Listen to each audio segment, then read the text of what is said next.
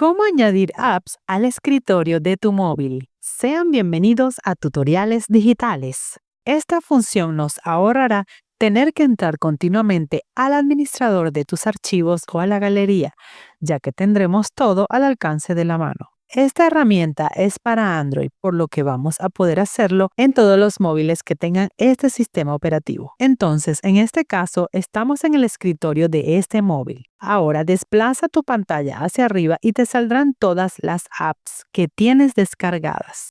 Ahora escoge la que quieres mover al escritorio. Yo quiero mover Spotify. Mantén pulsado el icono de la app hasta que te salgan estas opciones. Ahora toca enviar a escritorio. Y listo, ya tienes una nueva app en el escritorio de tu móvil. Si fuimos de ayuda, dale me gusta y síguenos.